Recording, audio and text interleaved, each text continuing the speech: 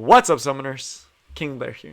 Today we're going to be talking about the current banner heroes, Straze, the big baddie from episode 2, as well as Lidica, who has been around for quite some time, and whether or not you should pull for them. So if you like the video, make sure you like, subscribe, and join the Discord server. Link down in the description. Without further ado, let's get right into this video. As always, you guys know I like to summarize both what's coming next, as well as the units, so you guys get an idea on both of these things. So first, what's coming next? Let's start from the Covenant bookmark side. We got Lidica, but we know that we were getting 2 limited units soon, right? We know that we were getting Holiday Youthfiend rerun, which is a unit that is also getting a small buff, who is a nice unit to have, and since she's limited, you're only able to get her once a year. And then of course, a new limited unit, most likely going to be Iseria, Summer Iseria. We still don't have confirmation that it 100% is happening, but it's pretty much confirmed that it is going to happen right after Holiday Youthfiend. And almost all, if not all actually, limited units on release have had a pretty significant impact, even Holiday Youthfiend, right? On release, she was actually able to push Bazaar out of arena defense, which was actually a pretty big deal at the time, right? So all these units are very impactful units. You want to make sure you can get limited units when you can. And because of that, because you should be saving for, if not Holiday Youthfiend, for the new one, because we have no idea how strong she could be, I would say to skip for Lidica. Lidica you can get another time, and honestly, she doesn't, you don't necessarily need her. That's the big thing with Lidica. What does she do though? She basically is going to be a pretty solid PvE unit, particularly for Abyss, and okay for Golem. The big reason is because she is a control manipulator, a single target control manipulator. Her S3 pushes someone back all the way back. She does have a strip on the S2, I believe. And overall, it is pretty spicy. She does have some nice opportunities. She also does have an EE, I believe. So she does have some really cool stuff going for her. But the big thing is for PvP, you can't really use her as much there. You can if you want to, right? You can definitely use her as a speed contester. That's what she used to be. She used to be a Bazaar counter because she is faster than Bazaar. And she's able to actually speed contest, set one unit back, right? The only thing is that relies on 15%, and she doesn't really do too much outside of that, even though that S2 is able to strip some buffs, right? So overall, not really needed, right? Just a fun unit to have. Definitely something you can use for fun, and if you really like the design, you can definitely make it work, but it's not something I recommend because both limited units are coming soon, and she only primarily for PvEs for Abyss and for Golem, right? And even Golem, people opt to go with faster routes. Now, as far as Straze, who's the one that you probably came here for, whether or not to pull, well, this guy does damage. And we're talking big damage. It's a reason why he's called the God Killer in episode 2. He does insane amounts of damage, right?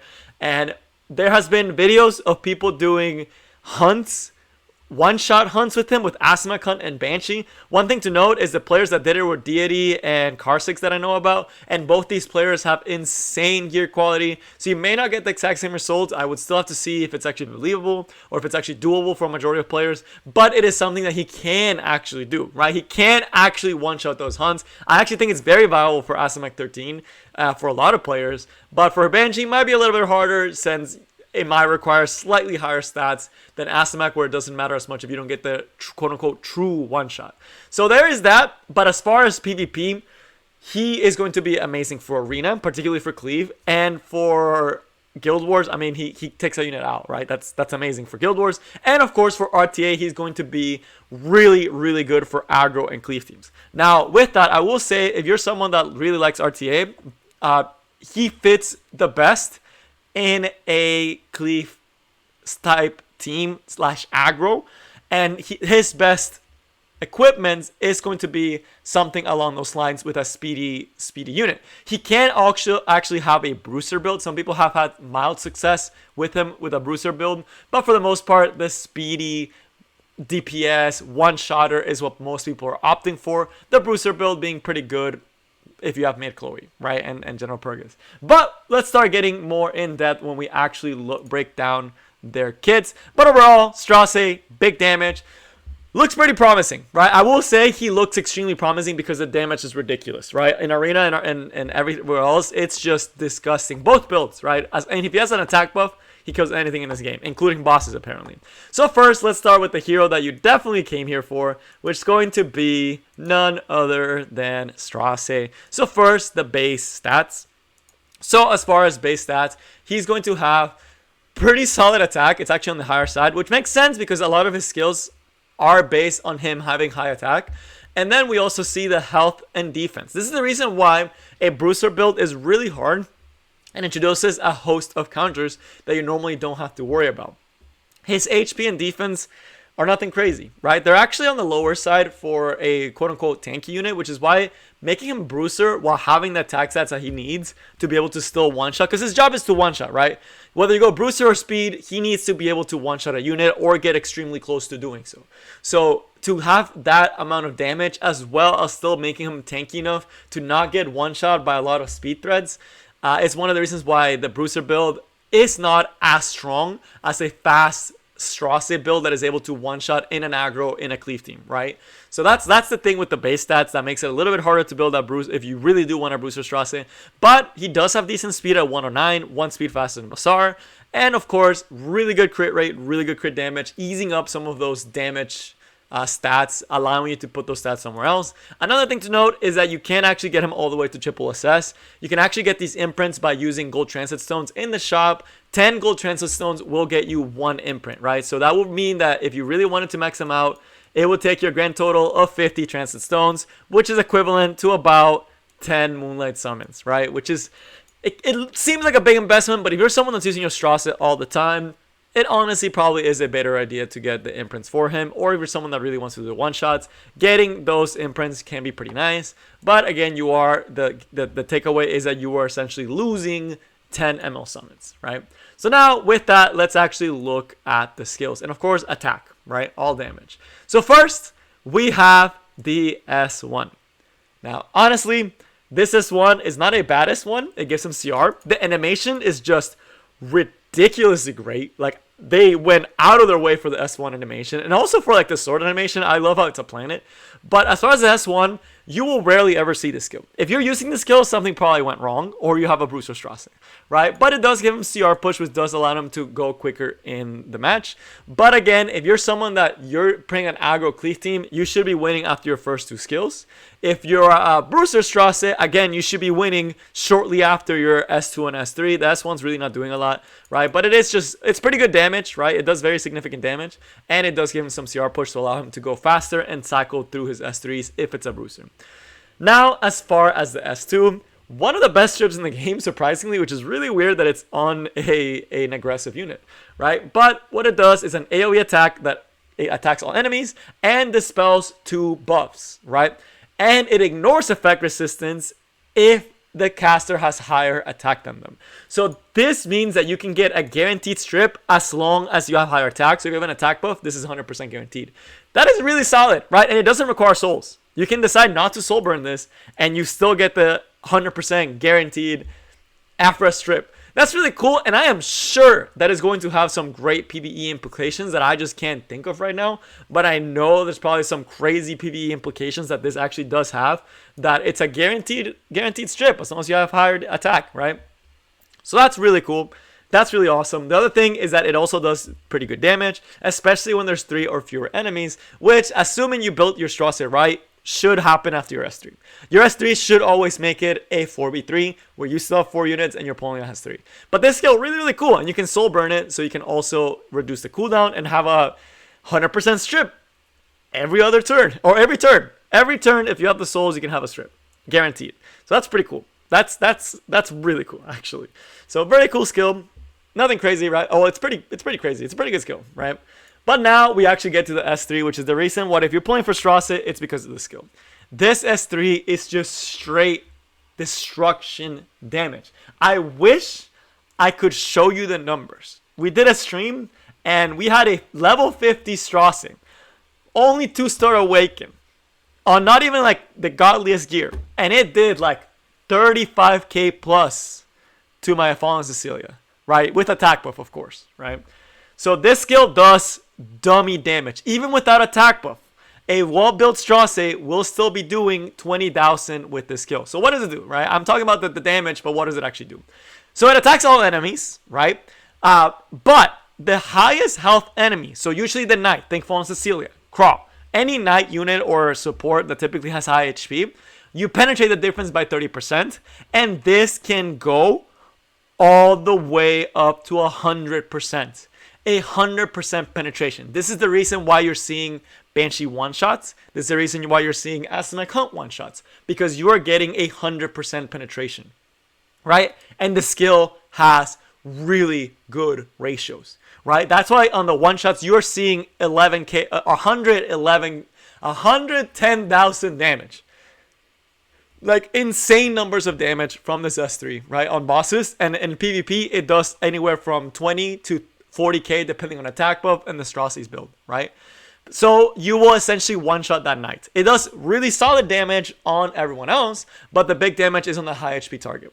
So, and then on top of all that, you get invincibility at the end of it, which this does allow you to survive an extra turn, and it does allow you to get to that S2, right? So you have an S3 that makes the fight a 4v3. You get yourself invincibility, so you're guaranteed an extra turn unless they have a strip. And then you just finish it off with another AoE attack and just win the fight, right? So overall, what's Straze's kit trying to do? The biggest thing that his kit is really trying to do is counter tanky teams. You're able to just immediately take out of the fight a knight, right? Instantly. That is crazy, right? And that is why he is so good in aggressive teams, because you open with this skill, you take away their Aureus, because that Aureus is dead. You do decent damage AoE, right? You do some pretty solid damage AoE to the other enemies, and set up for the rest of your aggro/cleave team, right? Well, that's really good. For Bruiser, if you have a Bruiser Straze, if you manage to keep him alive and give him an attack buff, think General Purgus, think Maid Chloe, right?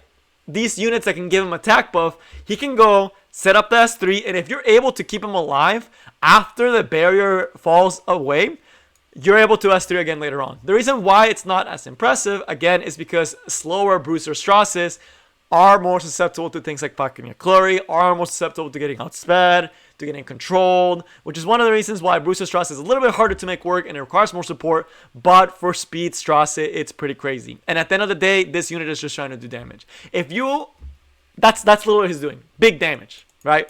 That is his job, and he does it extremely well. Right? Big damage to kill one knight right off the bat and do some good damage. So, should you pull for him or not? If you're a cleave or aggro player, this is an absolute, you should definitely consider pulling this unit. He's going to be most likely one of the best cleave units you're going to be getting in some time, right? Just being able to one-shot the knight on your opponent's team, still do some AoE damage, be able to keep him alive because of the invincibility, and then finish it off with the S2 is just incredibly strong, right? It is very good for aggressive teams, and you really need to consider it. If you're someone that is not playing those playstyles, you should still consider pulling for him because he does have a very strong PvE presence for hunts. One-shot hunts is a late game thing that is really nice if you're able to do, right? It just makes farming that much more bearable, and it makes life that much more easy, right? So it's something that's really cool. And also for arena, if you're someone that loves arena, then you should really pull for him because he is going to be really, really nice for arena. You're able to chunk those FCCs like they're paper, right? And as far as builds, I still think the best build is going to be the aggressive build with speed set. Anywhere from 200 to 250 speed, depending on your setup, is pretty strong. You don't want him getting cut. He's going to be squishy if you do this, since his base stats are not that crazy. But he will be one-shotting anything, especially if he has attack buff. He just one-shots everything. But even without attack buff, he'll still do really good solid damage as an opener. Speed DPS, think Arbiter Vildred, Kisei, these type of DP or top model Lidica, these speed DPSs that open the fight. That's kind of the region that he falls in. But for Bruiser, can also work, although for the most part, after you do this S3, it is a very long cooldown. It's going to be kind of hard for you to keep him alive for that long, where you can get another S3 and actually make it worth it that you kept him alive for more than 2 turns, right? He does his job after 2 turns. He doesn't necessarily need to be alive after that, but if you do want to, there is that build. So with that, let's now go to Lidica, and this one I'm not going to spend too much time on. I know she has an EE, and I would have to double check what the EE does, but for the most part, let's go over the stats. Again, stat-wise, very low HP, very low defense, which is one of the reasons she gets one-shot really easily. She has ridiculously high attack, even though her damage is not like through the roof or anything, right? Like she's not like a big cleaver unit, right? She's not like one-shotting enemies or anything. The part that is really going to be good is going to be the speed. That is some solid speed. I believe it's around the same speed range as Cerise, although Cerise might be a slightly faster. So, but it is extremely fast, right? It is a very, very fast unit. So it is actually faster than Cerise, right? So that's really solid, right? faster than Straze and faster than a lot of units, right? So that's really good because that's one of the reasons for PvP is for speed contesting, right? So that's awesome. And then of course she gets attack on both of these, which again, it's pretty interesting, right? So now let's actually look at the skills and what she can actually do. Why I actually think she's a really solid Abyss unit, right? As far as Abyss, she's actually amazing. She actually does a lot of work in Abyss. But first, going to be the S1. When you attack, you push back the enemy by 10% CR bar, right? But when they're debuffed, it increases an additional 10%, right? This is very solid because it lets you control that boss for much longer, right? It lets you push them back and lets you set up, and it lets you take more turns, which equals more wins, right? Think of this with Shuri, right? That's one of the combos that some people like to use for hard bosses. You can CR that you can CR push back. That is a very common strategy to actually beat those bosses. Is to put them slow down and just CR push them back every single time with this Lidica S1 and just make it so they don't really get to take a turn because she's pretty fast, right? Then you have the S2 that attacks all enemies with an 85% chance to decrease hit chance for 1 turn and make them unhealable for 1 turn and dispels 1 buff. I believe the EE, if she does have one, I have to double check that, does go up to 2, right? So it should go up if she has an EE, but I'm not 100% sure. We'll look at the EE afterwards. But if you soul burn this, you do ignore FRES. So that means that you're able to do the skill, strip the buffs, and set up the glancing hit and unhealable. Again, pretty good for PvE, right? It's always nice to have a glancing hit and a unhealable, right?